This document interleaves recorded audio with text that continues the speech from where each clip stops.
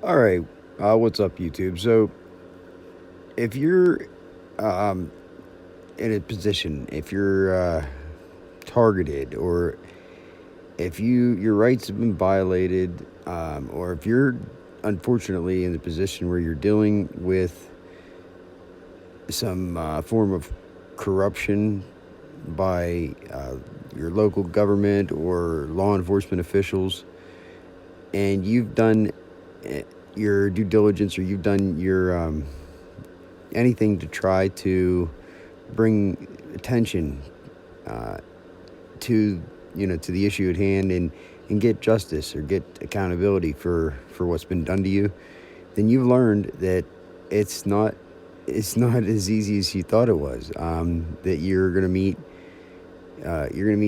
reluctance, and you're gonna meet um, people, a bunch of resistance. You're gonna meet a bunch of people that don't want to help you for some reason. It's crazy. You're gonna be introduced to the world of how local government and the good old gang is actually run. How government is actually handled, and how people that are involved actually operate. Because we all have this idea in our head that our law enforcement and first responders and everybody in that world, they're our heroes, right? And they have integrity, and they want to do what's right, and they're for law and order and justice, and um, you know nobody's above the law, and they would never make a false report or lie about somebody. They would always do the right thing. But in reality, the reality that we live in here, that's not the case. It's very, very rarely ever the case.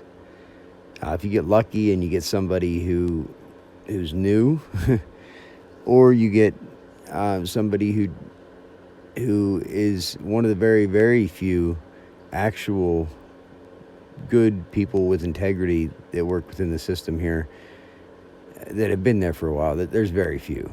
If they're there for a while and they're a decent person, then you lucked out by getting that person. But there's things that you can do that can still circumvent the procedure, that can override these brick walls that you're going to hit. There's because you're going to get a bunch of people. If you have one group of people, or one person that's stonewalling you, or that's trying to prevent you from getting the truth out, and you bring it to the light of the other people in the system, you've likely gotten a bunch more people that are now against you, a bunch more people that are out to get you, so it seems, right? So there's no going back now. You've been blacklisted. You've been branded. You've been profiled as a problem for them, because their system can't operate the way it does and continue to manipulate people, and continue to appear to be how it is, and operate how it is to the general public, if people like you or me are allowed to get away with holding them their feet to the fire, and holding them accountable.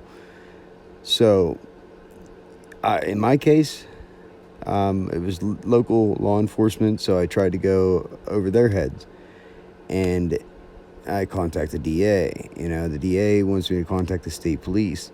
They play a game with me where it goes back and forth and back and forth, and they just pass the buck. So then I went to the Attorney General, and the Attorney General's, I just got absolute ignored by the Attorney General's office. Nobody would take anything serious, and it's a lot of work. And after you've already been violated, you don't want to live in that world. You don't want to. It's too much like work. You don't want to keep reliving your trauma, or you know, it's stressful, if your rights have been violated, or if you've dealt with any kind of excessive force or anything like that. But you can't help it but play it over and over again in your head. It's like you're stuck, you know. You can't move forward until you get some kind of closure. It sucks.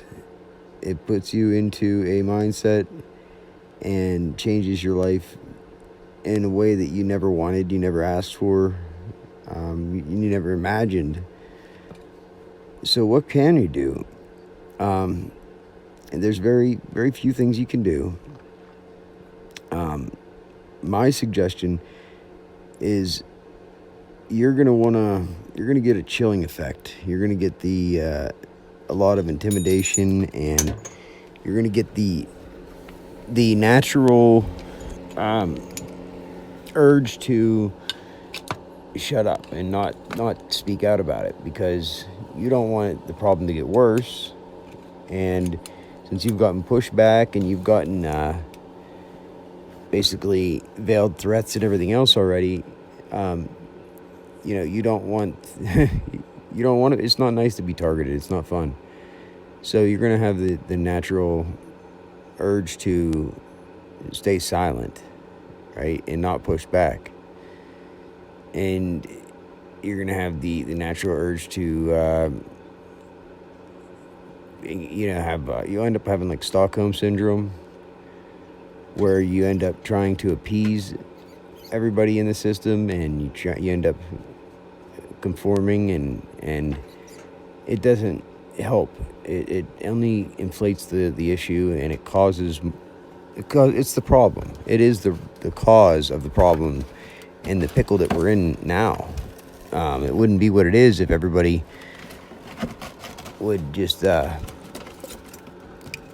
the courage to do what needs to be done, and that's hard to do. So, because it comes along with you have to overcome that fear that you're gonna have everybody and their mother and their brother and their sister and their uncle coming after you.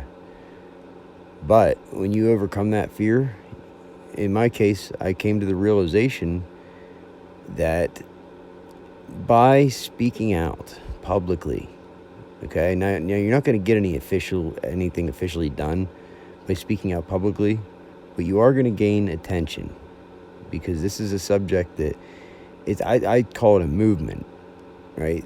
That's happening right now, where a lot of people are learning their rights. A lot of people are exposing the system for what it is, and it's got to come to a head, you know. We're getting to a bottleneck point where you're either part of the solution or part of the problem, and it's becoming pretty obvious one way or another.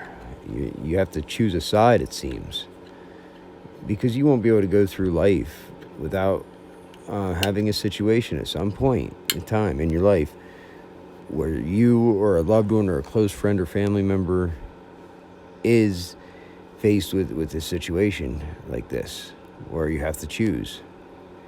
And it's better to be proactive than reactive. So, because it's their game, you don't want to play their game. So the best offense is a good defense, or the best defense is a good offense. However that goes, you get what I'm saying. I learned, I made a YouTube channel because stuff was getting deleted off my phone, because they had my phone hacked and everything else, and I was documenting everything, just in case, just documenting everything for the time in the future where I would need the information, right? Because I could see what was going on, and I had that fear of telling anybody about it. I didn't want to be called crazy, and I could see they were trying to call me crazy, so I documented everything. I didn't tell anybody. Then when I realized that they're just going to delete the shit right off my phone, I didn't know what to do. So I was against social media, and I didn't like YouTube at all. I was against going on social media and put my business out there, and I just had like an innate innate distaste and kind of a hate for it. So I was the last person that would ever go on Facebook and tell everybody about my business or, do anything like that. But when they started deleting everything off my phone, I didn't know what to do, and I thought, well, if it goes online, it's there forever. I knew that, that's something that they can't really ever get rid of. They can try, but that's the hardest thing for them to get rid of, is when you make it public online. So that's the fear you got to overcome. So I made a YouTube channel and put this stuff online and some of my evidence, and right away I started getting immediately the comments from the chief handler and the people that are within that system that obviously have resources and access to technology that monitors everybody's phones and everything else, because they knew that I made that video right away. They knew I put it on YouTube, and they started commenting right away. So already try to paint me as a schizophrenic and all this shit. So whenever you realize that if you put it out there and you express exactly who you think is responsible, and your concerns, like who you're concerned with coming after you, and it has this effect where they know better. They know that they back down because they know that if something were to happen to you, then that they're going to be the first ones looked at. So it has this opposite effect where they're the ones then in defense, in doing damage control, and they're the ones playing defense, and they're the ones that are scared now. They're the ones in fear, because if the truth does come out, if you do learn your rights and you learn how the game works, they know that their game doesn't work anymore. Most of their tactics won't work anymore. They only work on people that don't know their rights and that don't know how the system works. That's their advantage, and that's who they usually go after. Because that's, like I said, that's the only way that their little game works, is if people stay in the dark. So if the DOJ put out a press conference a few months ago about an issue in Lexington, Kentucky, where there was a lot of corruption, and they established a task force to go after small town police departments, because over 50% of the police departments in this country are made up of over 50% of the 50% of the police departments in this country are made up of small police departments of 10 or less officers. 10 or less officers. That's a small police department. In my case, my town, we have about 6,000 people, and we have, is it 6,000 people? Or 1,600 people? It's small. Either way, it's small. The number is irrelevant. It's so small that we have one or two officers, and they're on duty maybe a third of the time or half the time at the very most. And then the rest of the time, we would rely on the state police responding to a call. And nobody really on duty. Because it's a small town. There's not really that much crime at all. But when there is crime, you need somebody, you need somebody there to handle it. So in these small towns, it breeds corruption. It's a perfect environment where corruption can grow in the shadows, and it can build and build and build until the people that are involved, they don't know any better. That's all they know is how to get away with shit. They don't understand. They're not familiar with people who know how to push back. Because in a small town like this, there's a large majority of the people are involved automatically right off the bat, because they're part of the small businesses that are involved, or they're part of local government, or they know somebody close in their family or friends that are law enforcement, first responders, prison guards, stuff like that.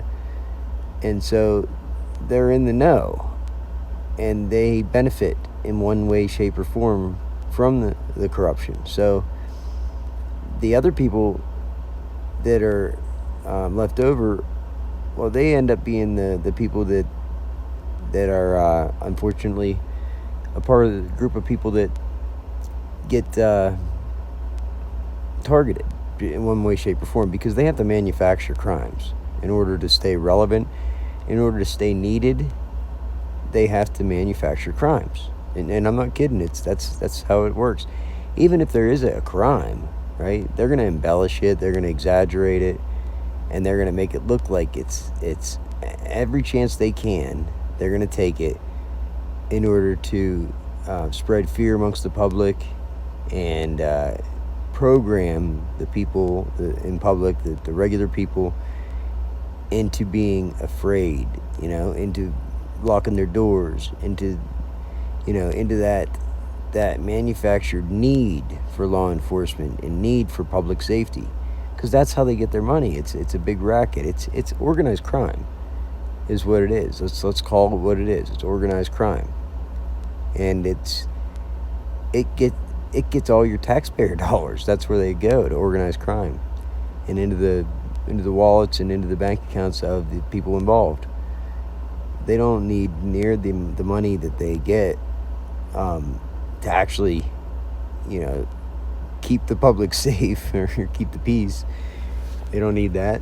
Most of the time, they use their money to manufacture the crimes, to spread the disinformation, and in the way that it stays hidden, if you live in a town where it's gotten to this point, it's because everybody involved has broken the law or has done something that implicates them, and that's why they stay silent. That's why they don't speak out, because they know that if they do, if they say anything, they can't speak out without being exposed themselves, because they've been forced to break the law, or it's known, how they broke the law. So then that'll be used against them to destroy their reputation.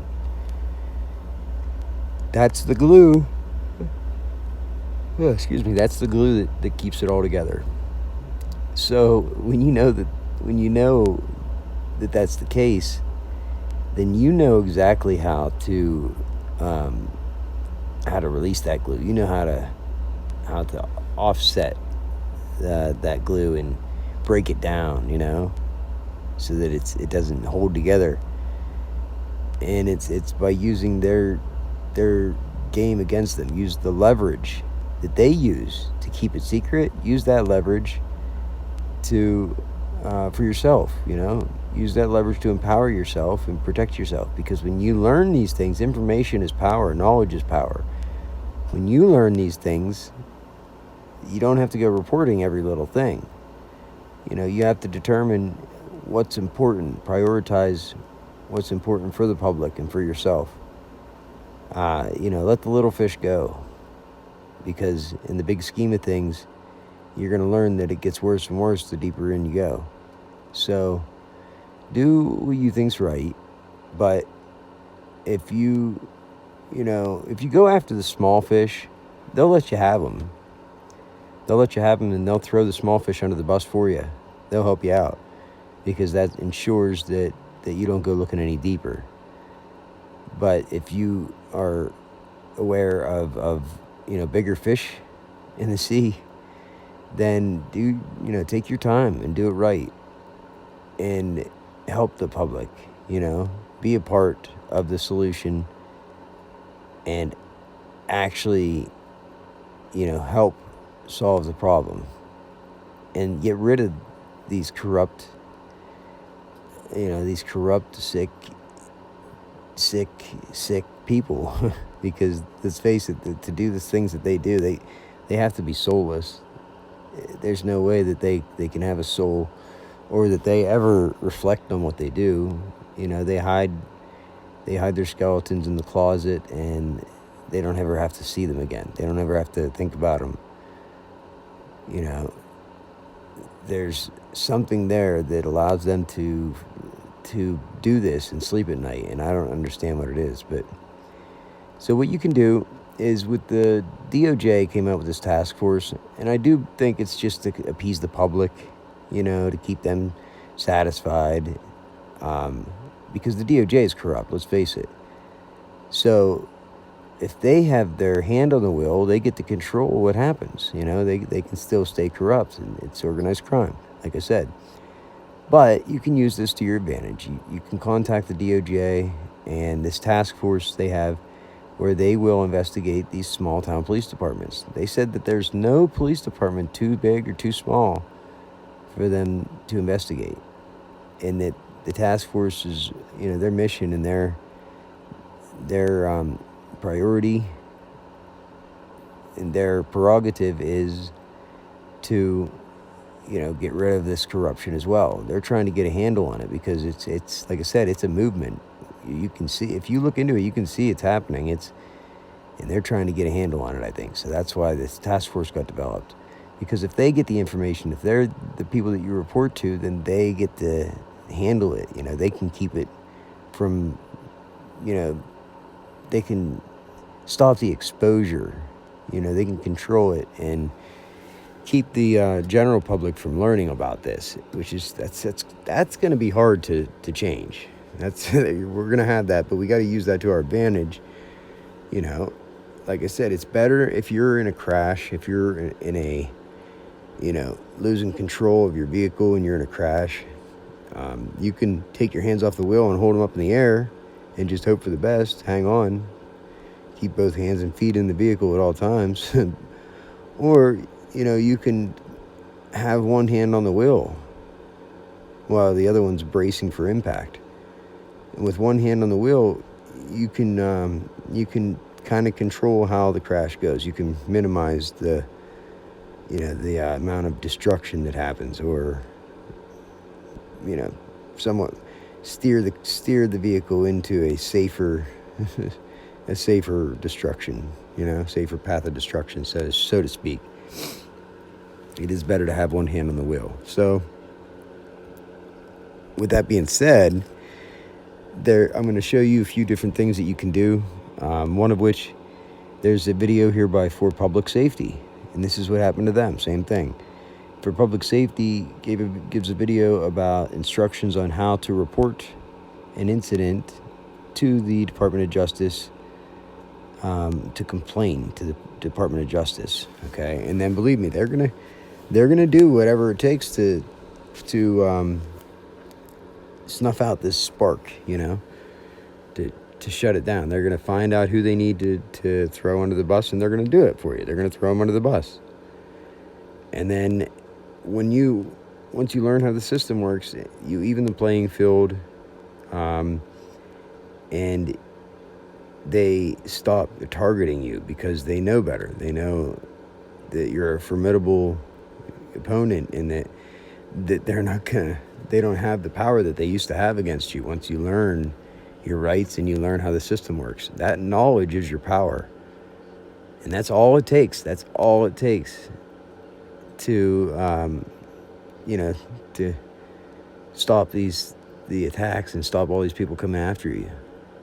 Because that knowledge, they're scared of it. They are afraid of that knowledge. Afraid to the point where they will, instead of coming after you with everything, they will run away from you. You'll see this, when you see these people used to chase you around, follow you around, and lie about you. Now you'll see them avoid you like the plague. And you'll see this fear every time you see one of them. They have this like fear in their eyes, and they turn the other way, and they, you know, you will control them. They used to control you. Now that knowledge will flip the script, and it will allow you to control them. Okay?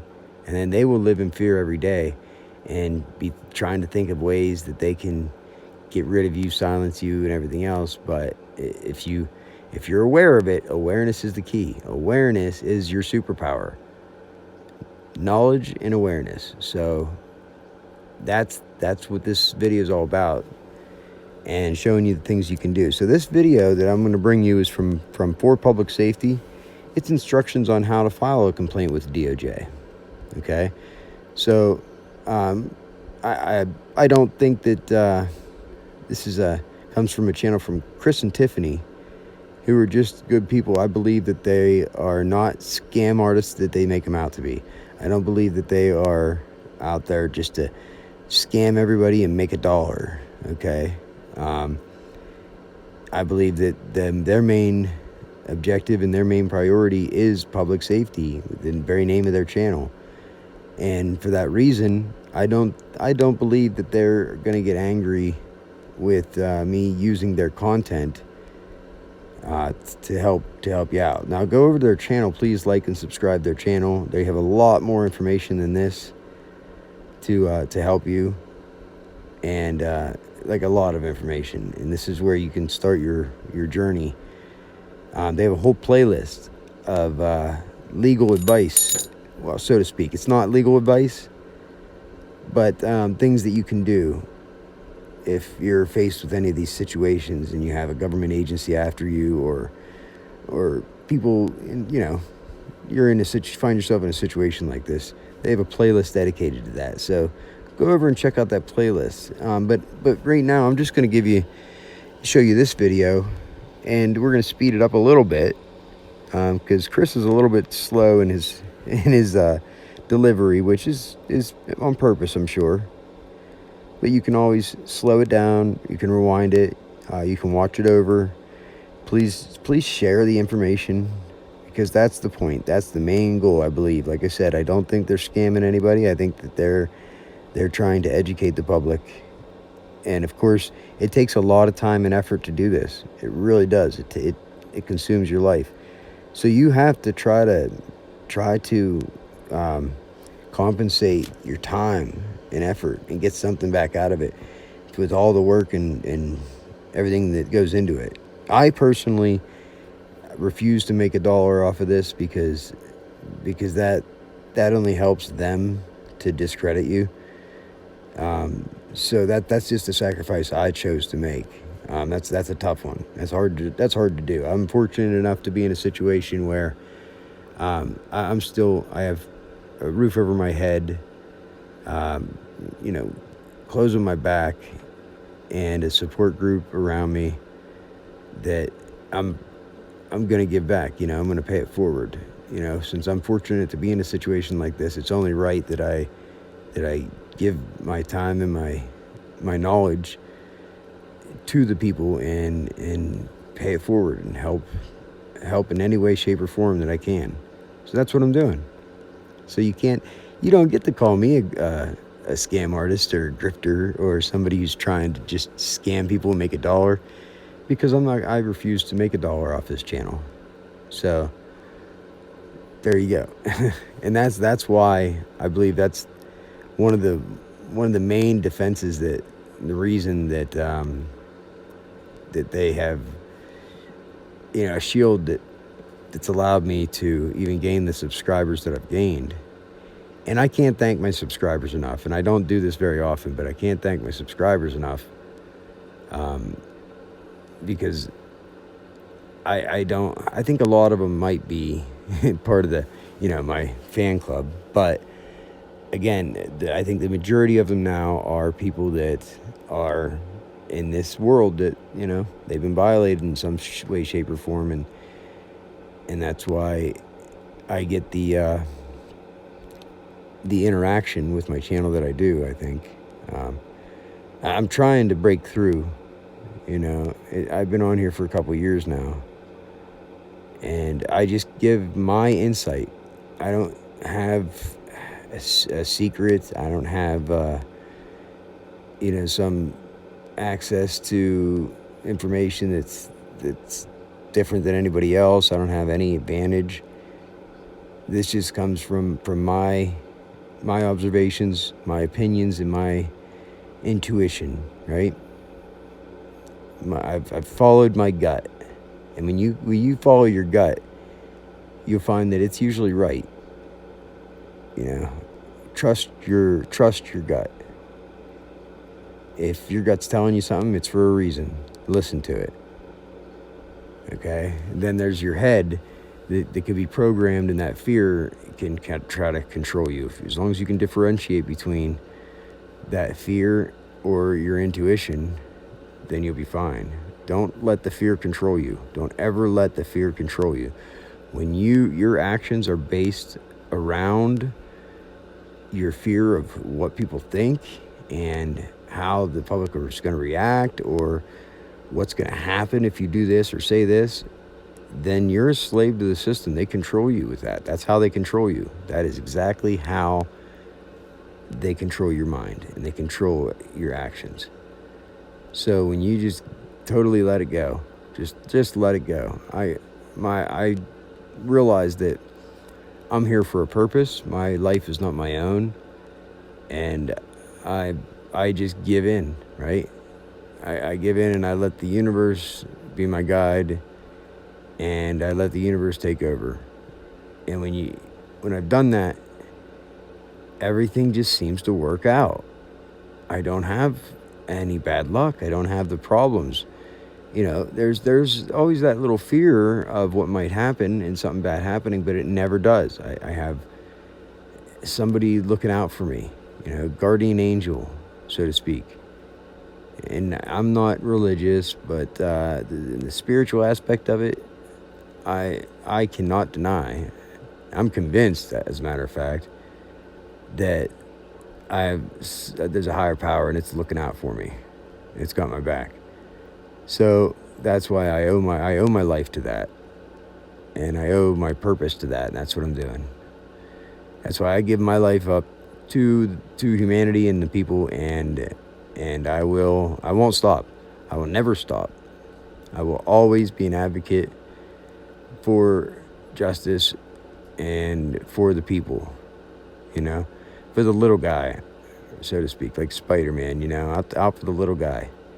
Because he doesn't have a voice. Who's the advocate for the little guy? Nobody. So that's what I'm here for. So without further ado, here, check out this video. It's from For Public Safety. Make sure you go over, like, share, and subscribe their channel and be a part of the solution. Because right now, if you're not doing that, you're part of the problem.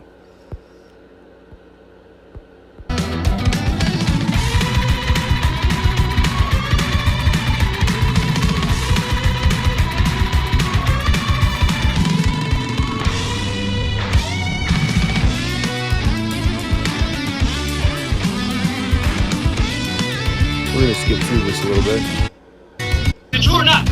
True.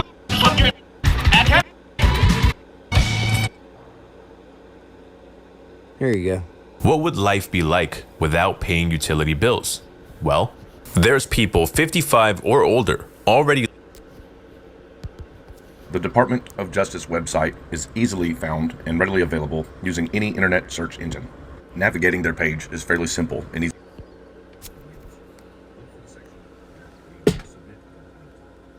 Inside of that page, you will find a list of different civil rights violations that you can use to compare the incident in which you wish to report, and making sure that it does fit this type of law and that it was a constitutional violation.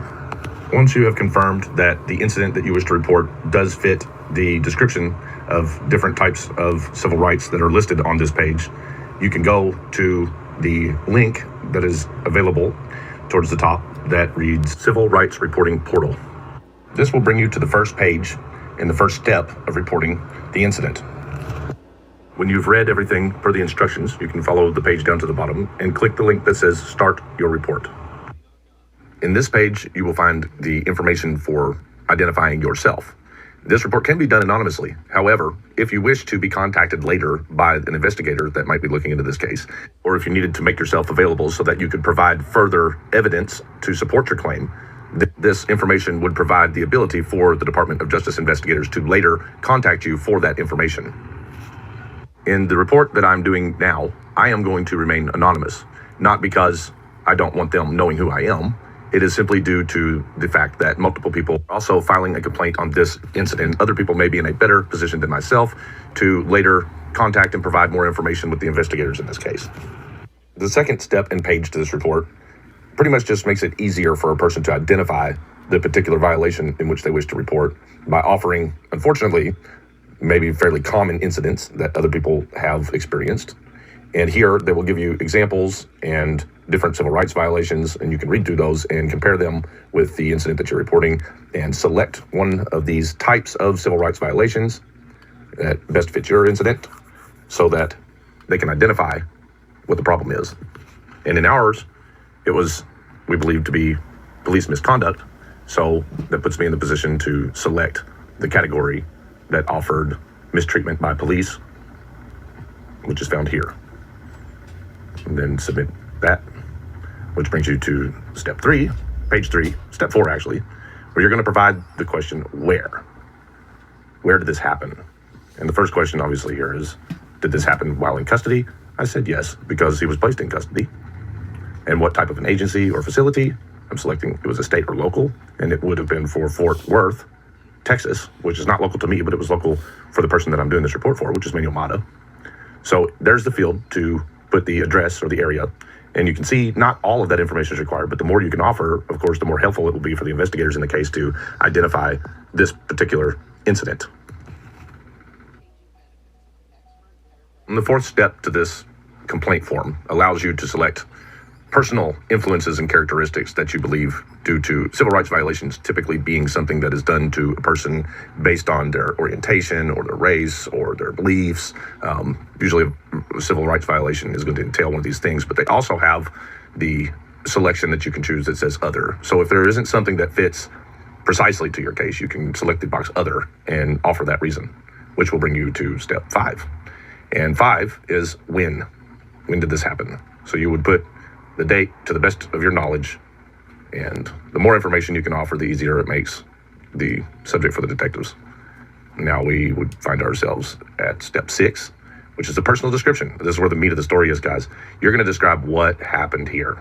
And in this field, I like to ensure that I describe mostly the details that would not just explain everything, because you'd end up with hundreds of thousands of words, but here you can identify the particular portions of the incident in which you feel were violations, like the crime, the thing that they did that you believe was illegal or unconstitutional.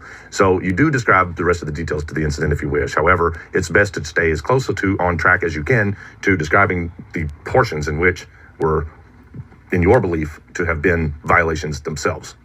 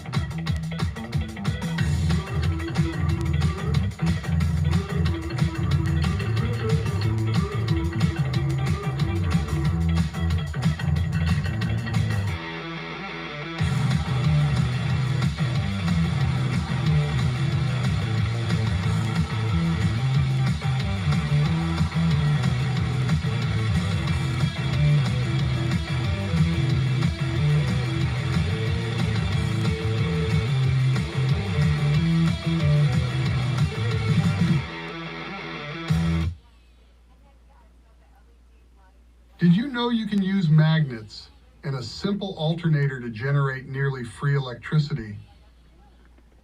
Now, you might not be horrific at spelling like I am, but I like to go back and check my spelling and grammar errors and try to do that here. However, there is another page that offers you the ability to go back and correct any errors that you may have made throughout the process, which would be step 7 to the report process of this website. It will allow you to review your report. Before you submit, you can check all of your responses before you submit it, which allows you to just review all of the pages in which you filled out along throughout your process. So don't worry, if you make mistakes, you get plenty of time to correct it before you click the submit report button, which will be located at the bottom of the form. And then it will bring you to the response to your report, which will allow you to review everything once again. And here's the important part. It gives you a record number, which you can print, as well as I like to take a screenshot and print it, because we all know that being able to reference these records is always important when you try to communicate what you did later with anyone else. And in this situation, you may have someone from the Department of Justice contacting you back later, where you would like to be able to access the report and review it yourself while you're talking to the person that's calling you back.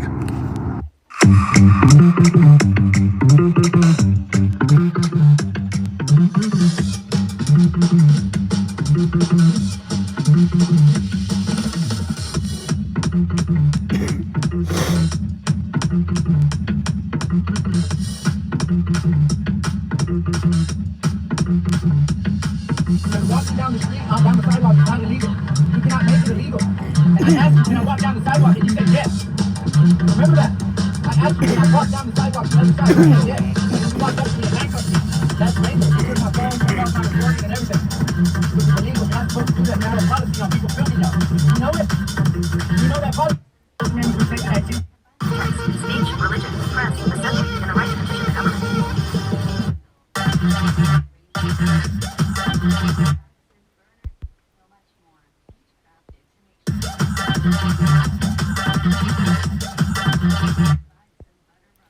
All right, so like I said, I sped through that, sped it up a little bit for you, but please go back over and watch the video. Watch, because there's a lot of good information and good instructions in that video, some good tips to help you out, and show some support. They've done their work, and they continue to be advocates every day. Their lives are are affected by this every day. You'll see what I'm talking about. I've dealt with the same things that they're dealing with, the attacks on your kids, the different things they try to do.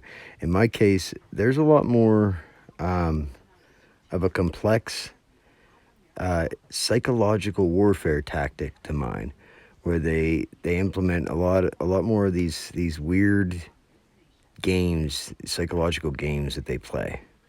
Most people have no idea this is even a thing. You're not naturally equipped to deal with psychological warfare, and it's very easy for them to do. If you want to learn how to do it, just look it up. It's not hard to learn how to mind fuck somebody. You can just mirror them, right? You can troll them, so to speak. They use trolling in real life. They troll people in real life, pretty much.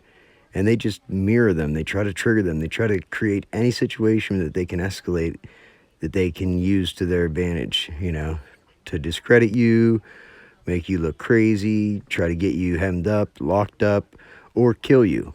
Okay, they tried to kill me a couple times.